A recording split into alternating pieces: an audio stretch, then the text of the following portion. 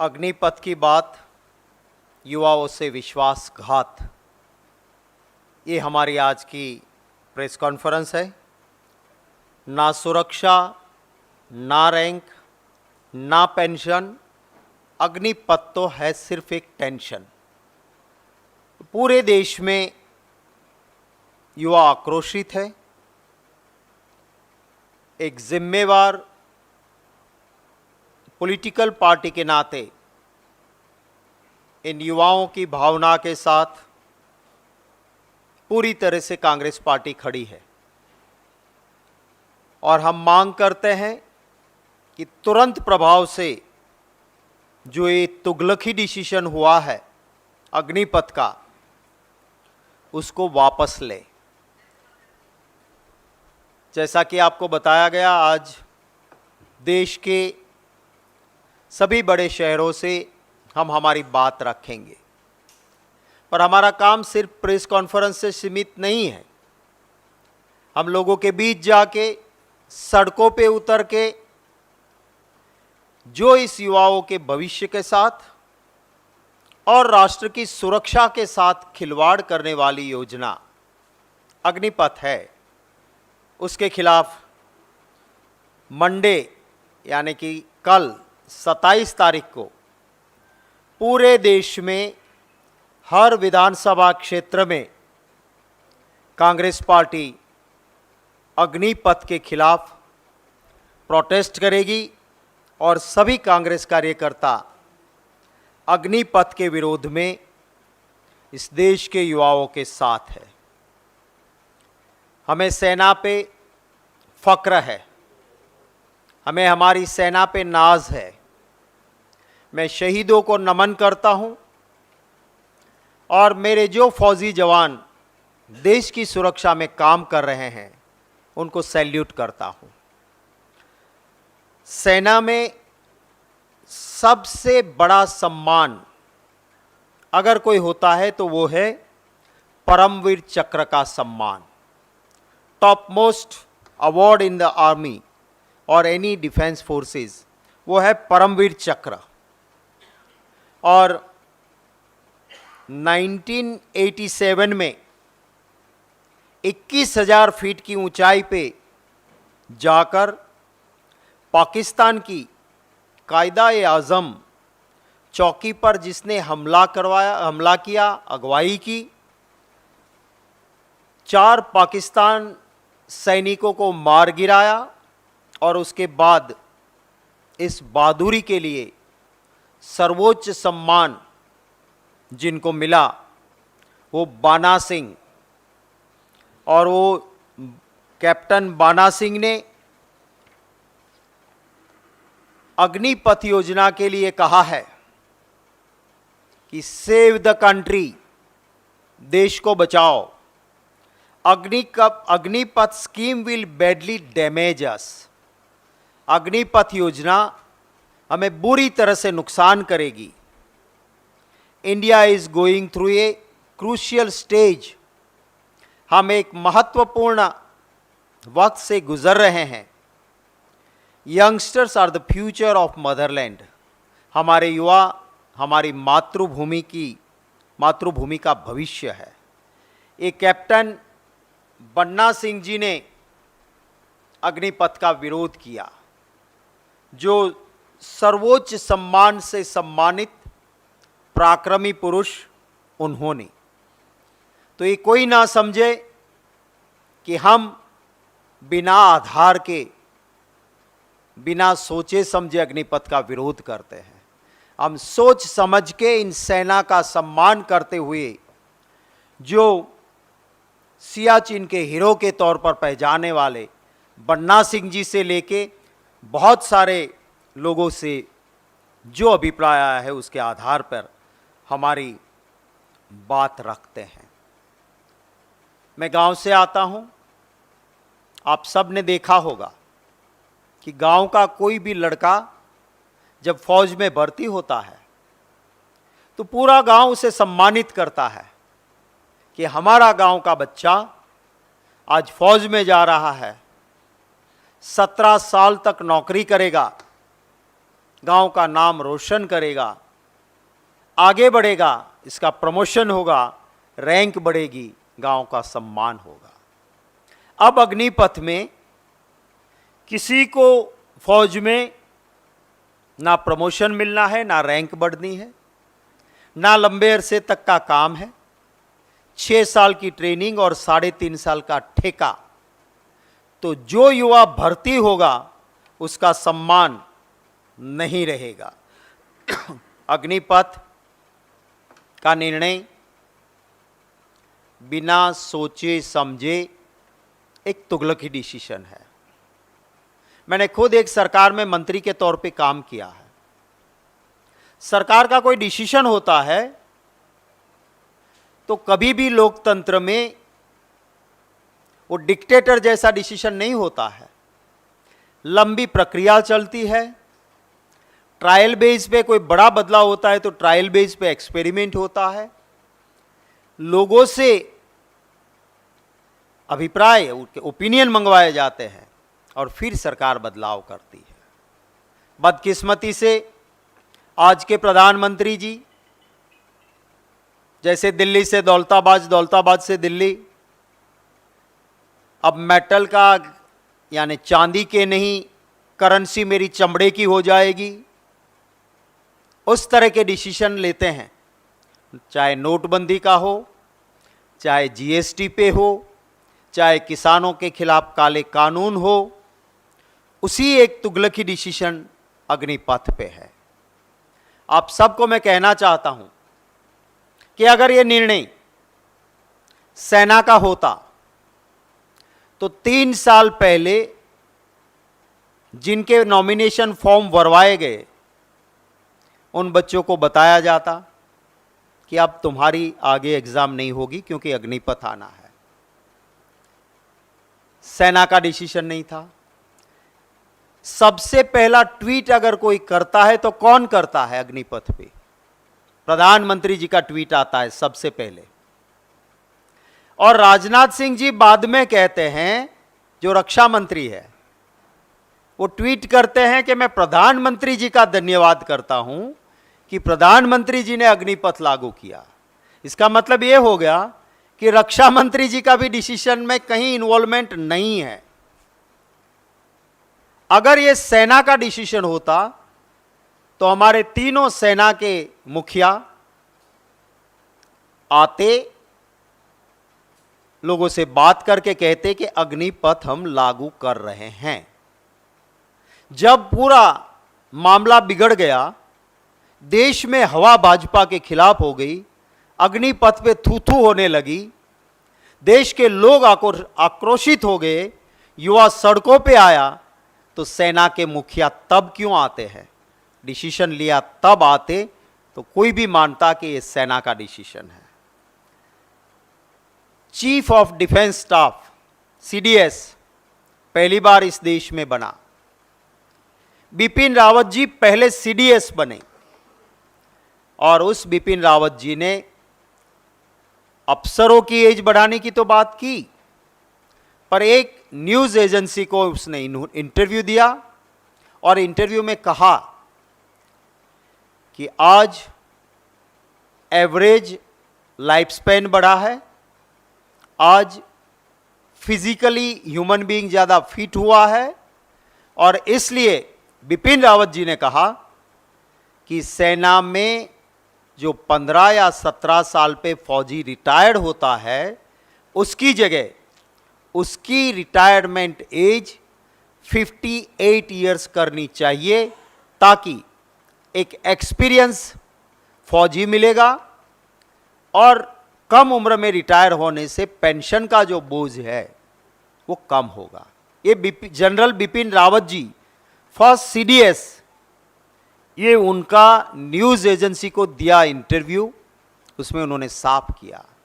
मैं पूछना चाहता हूं प्रधानमंत्री जी को कि क्या आप जिस सरकार में प्रधानमंत्री थे रहे और आपके ही कार्यकाल में जो चीफ ऑफ डिफेंस स्टाफ रहा, उसकी भावनाओं के खिलाफ आप ये क्यों कर रहे हो? फौज में दो चीज़ अहम होती है। कोई भी फौजी जब भर्ती होने जाता है, दो चीज़ अहम होती है। एक होता है फिजिकल एग्जाम, फिजिकल टेस्ट, और दूसरा होता है मेडिकल टेस्ट। 2020 में, 2020 में आया इश्तिहार के जो भी डिफेंस में काम करने चाहते हैं युवा, वो अपने फॉर्म फिलअप करें।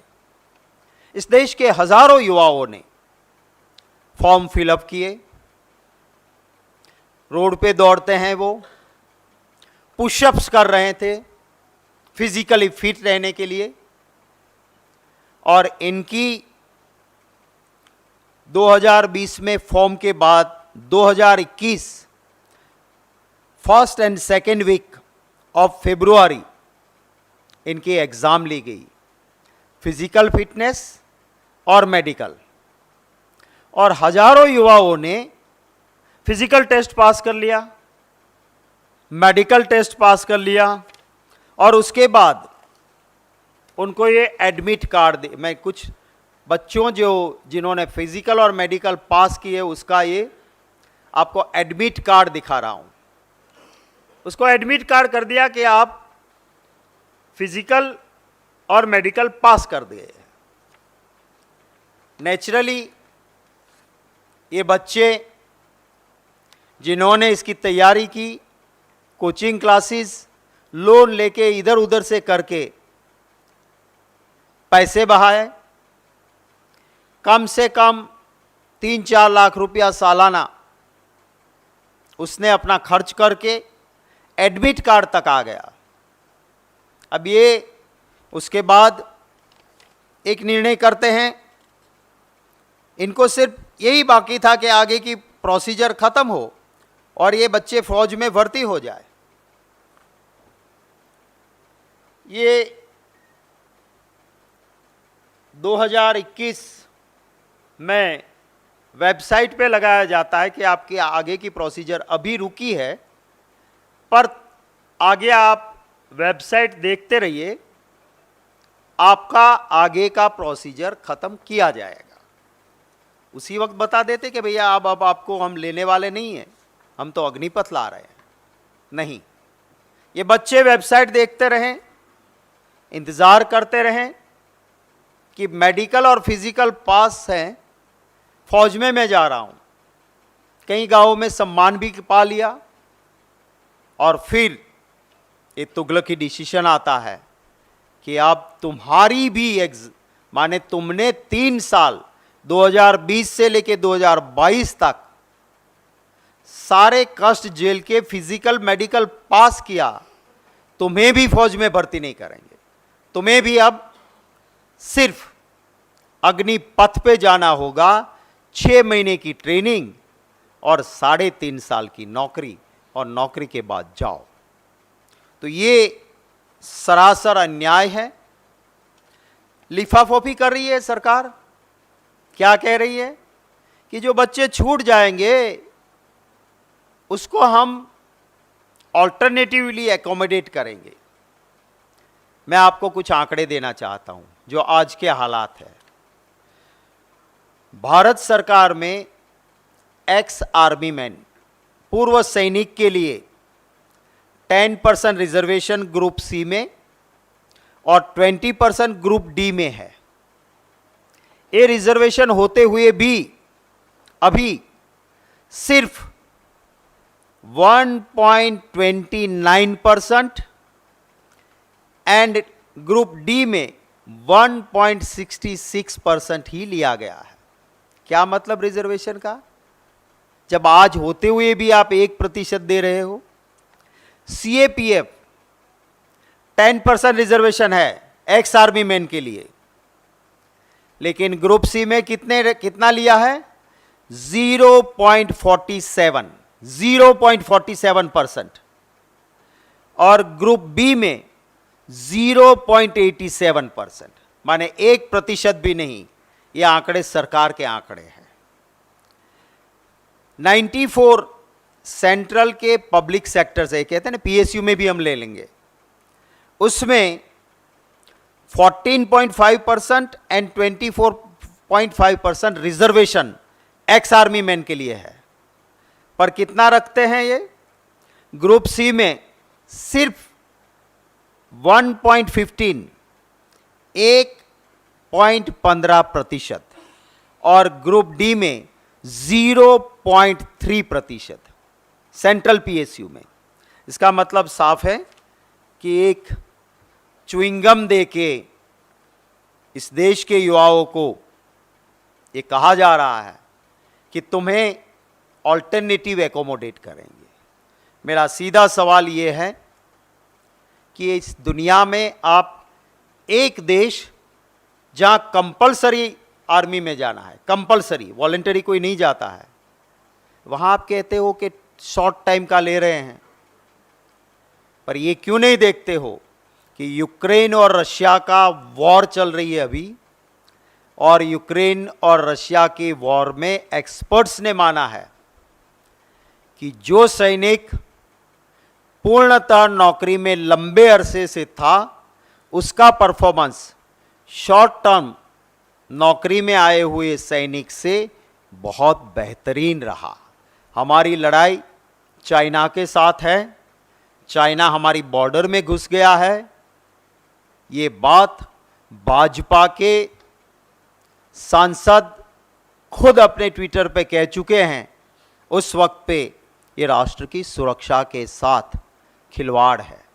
मैं मांग करता हूं प्रधानमंत्री जी से कि अग्निपथ वापस लें, और ये इस देश के जो भी मंत्री या प्रवक्ता ये कहते हैं कि अग्निपथ योजना अच्छी है, वो अपने बेटे बेटियों को अग्निपथ में नौकरी में लगा दे। कोई अगर क्रिकेट बोर्ड में कहीं सेक्रेटरी है, किसी का बेटा अगर अमेरिका पढ़ के आया है, उन सारों को लगा दें आप।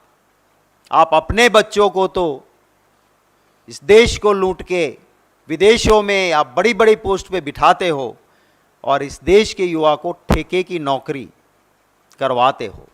मेरी दूसरी मांग है कि भाजपा के जिस नेता ने इस देश के युवा को, फौज में जाने वाले युवा को कहा है कि मैं मेरी भाजपा की ऑफिस का चपरासी बनाऊंगा, उस नेता को प्रधानमंत्री जी सैक करें, निकाले और इस देश की माफी मांगे। आप देखिएगा ऑफिस में, बीजेपी के ऑफिस में सिक्योरिटी रखना है तो मैं अग्निवीर को प्राथमिकता दूं। ये कह रहे हैं, मैं दोबारा प्ले कर देता हूं अगर आपको थोड़ी सुनने में दिक्कत आई हो तो।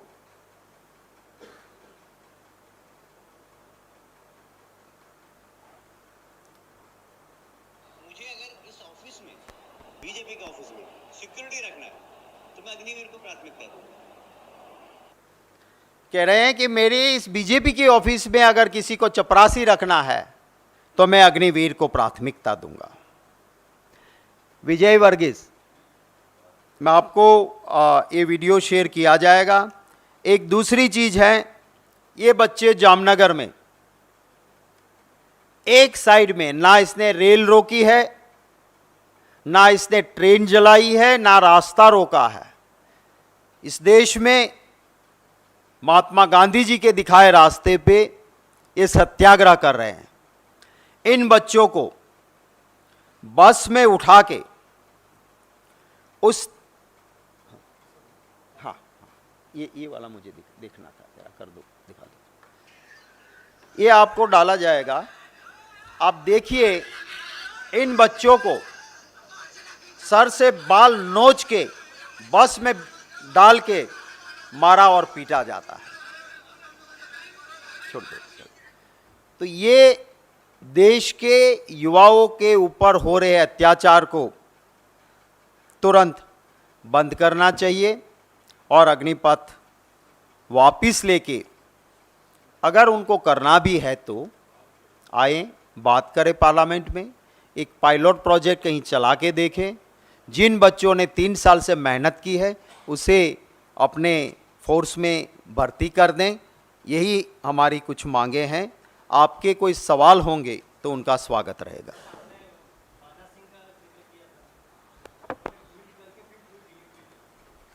उन्होंने अपना एक इंटरव्यू भी दिया है। उसके बाद उनके ऊपर भी प्रेशर था, लोग ट्रोल करके गालियां दे रहे थे, पर उन्होंने इंटरव्यू दिया है कि मैं अग्निपथ के विरोध में हूं।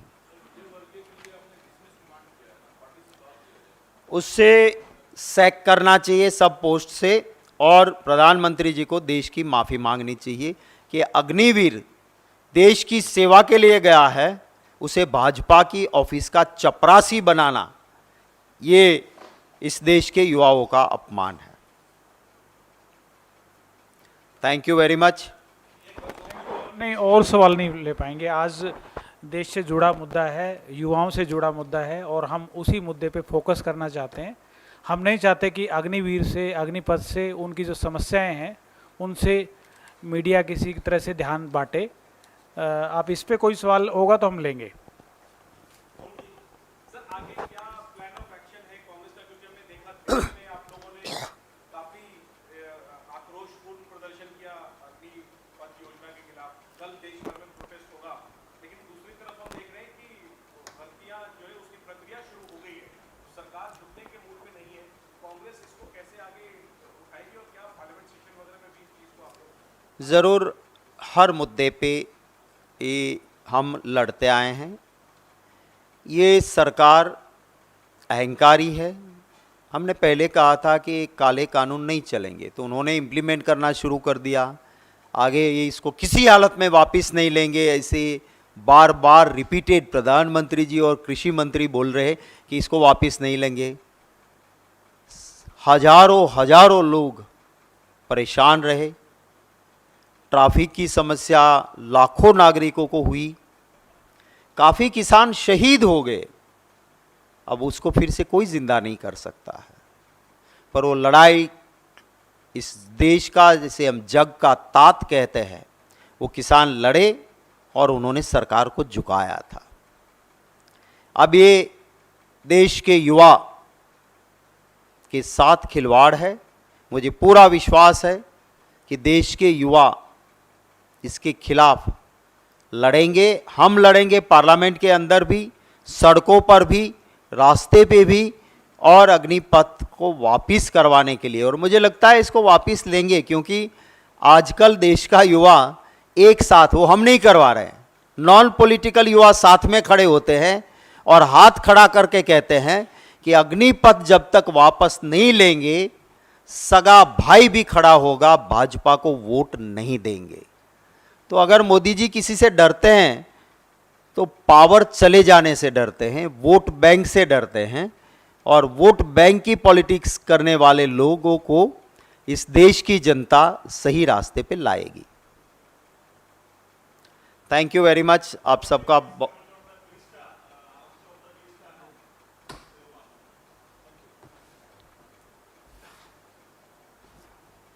Thank you very much. सभी का धन्यवाद बहुत बहुत।